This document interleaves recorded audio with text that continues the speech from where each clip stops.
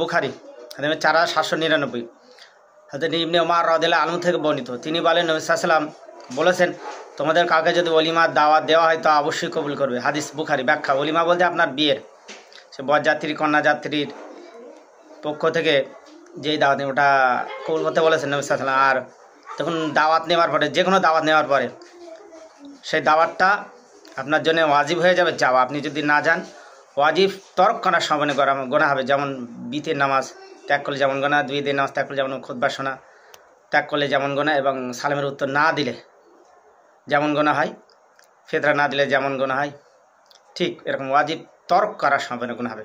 এখানে 4800 হযরত আবু মুসা আর রাদিয়াল্লাহু আনহু হতে বর্ণিত। তিনি বলেন নবী সাল্লাল্লাহু আলাইহি ওয়াসাল্লাম বলেছেন, বন্দীদেরকে মুক্তি দাও, দাওয়াত কবুল করে এবং রোগীদের সেবা করে।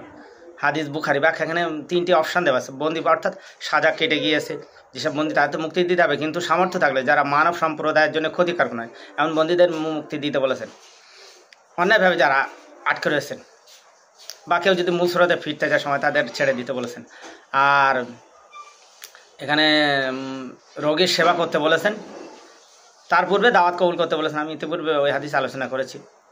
আর রোগীর সেবা করতে বলে মুসলিম যে তাদের রোগীদের সেবা করতে হবে। মুসলমানদের উচিত অবশ্যই ডক্টর, মাস্টার, উকিল, ব্যারিস্টারের পাশাপাশি আমাদের যেমন হাফেজ মাওলানা বানাই, ঠিক তদ্রুপ হাফেজ মাওলানা বানাতে যতটা আগ্রহী আমাদের মুসলিম ছেলেমেয়েদের, ওই ডক্টর বানানো উচিত উচিত উচিত অবশ্যই। আমরা দেখুন কোথাও হসপিটাল নার্সিংয়ে গিয়ে লেডি ডাক্তার খুঁজি মুসলিমরা, কিন্তু আমাদের মেয়েদের 18 আগে বিয়ে দিয়ে দেয়। লজ্জা লাগে না? আমাদের কন্যাশ্রী পাচ্ছে, আমাদের ঘরের মেয়েরা শিক্ষাশ্রী, উপশ্রী, যুবশ্রী পাচ্ছে, আর আমাদের ঘরের মেয়েদের 18 বছর পূর্বে বিয়ে দেবেন কেন? ম্যাক্সিমাম অন্তত বিয়ে 3rd ইয়ার পাস করলে তারপরে বিয়ে চিন্তা করেন, তার আগে নয়। অবশ্যই যেন আমরা আমাদের ছেলে মেয়েদের ডাক্তার তৈরি করি।